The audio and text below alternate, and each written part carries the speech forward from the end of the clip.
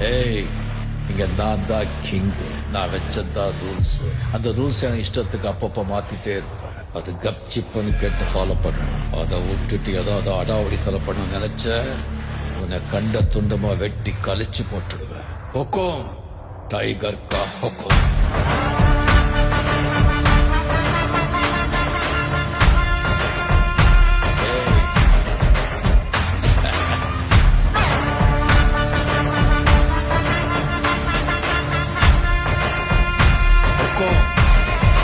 tiger